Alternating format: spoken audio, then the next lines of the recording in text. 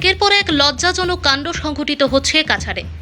একের পর এক নেক্কারজনক ঘটনা মাথা চাড়া দিয়ে উঠেছে। এবার কাছাড়ের কাটিগড়া সমষ্টির কালাইন থানার অন্তর্গত বিলবুরুঙ্গার মণিপুরি গ্রামে স্ত্রীর হাতে স্বামীর খুনের সন্দেহে গ্রেপ্তার স্ত্রী। ঘটনা বিবরণে জানা যায়, করিমগঞ্জের বাসিন্দা সজল সিনহা ঘরজামাই হিসেবে থাকত কাছাড়ের কাটিগড়া সমষ্টির কালাইন থানার অন্তর্গত বিলবুরুঙ্গায়।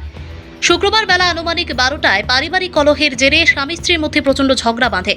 অভিযোগ মতে স্ত্রী একের পর এক প্রহারে স্বামী সজল সিনহা অচৈতন্য অবস্থায় মাটিতে লুটিয়ে পড়ে। এরপর খবর পেয়ে ঘটনাস্থলে পৌঁছায় বিহারা আউটপোস্টের ইনচার্জ রূপম দাস সহ তার দলবল। ঘটনাস্থল থেকে সজল সিনহাকে আহত অবস্থায় উদ্ধার করে সোনাপুর স্বাস্থ্যকেন্দ্রে নিয়ে আসা হলেও শেষ রক্ষা হয়নি।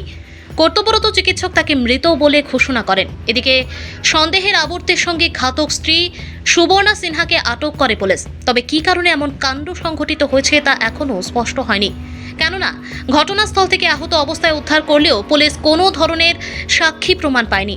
অনুমান করা হচ্ছে অবৈধ প্রেম সংক্রান্ত বিষয়ে এহেন ঘটনা সংঘটিত হয়েছে। তবে সন্দেহের আবর্তে সুবর্ণা সিনহাকে জোর জিজ্ঞাসাবাদ চালিয়ে যাচ্ছে police. Bureau report, Assam prime network.